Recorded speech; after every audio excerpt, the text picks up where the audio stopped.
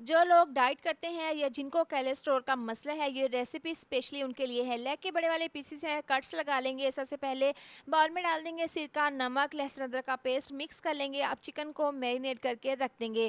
Pan में डाल देंगे सौंफ, ज़ीरा और साबुत धनिया, हल्का सा रोस्ट करके मिक्सी जार में इसका पाउडर बना लेंगे। बाउल में डाल देंगे ऑयल, कुटी हुई लाल मिर्च, पिसी हुई लाल मिर्च और साथ ही खुशबूदार मसाला 2 चम्मच डाल देंगे।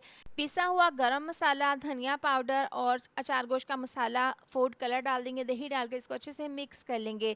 ज़बरदस्त सा मसाला तैयार है। इसको चटपटा फ्लेवर देने के लिए इसमें डाल देंगे लेमन जूस। थोड़ा सा नमक कम था, थोड़ा सा नमक मैंने और शामिल कर दिया है। अच्छे से मिक्स कर लेंगे। अब तमाम चिकन के पीसीस के ऊपर ये मसाला लगाकर इसको मैरिनेट करके 2 घंटे के लिए रखेंगे। कढ़ाई के अंदर डाल देंगे नमक, इसके ऊपर रखेंगे स्टीमर और स्टीमर के ऊपर रखेंगे बटर पेपर और इस तरह से ये लेग वाले पीसीस रखने के बाद इसको कवर कर देंगे और इसको तकरीबन 40 से 50 मिनट के लिए स्टीम कर लेना है। नमक के ऊपर हमने इसको स्टीम करना है। अब ग्राइंडर जग में धनिया डाल देंगे, हरी मिर्चें, लहसुन के जवे डाल देंगे।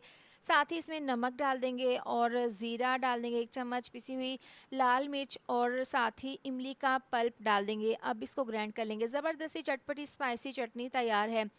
40 मिनट के बाद ढक्कन खोलकर चेक कर लिया है, चूल्हा बंद कर देंगे। बहुत ही मज़ेदार और बहुत ही ज़्यादा जूसी मक्खन मलाई की तरह सॉफ्ट बगैर ऑयल के ये चिकन स्टीम बनकर तैयार है, मज़ेदार चटनी के साथ।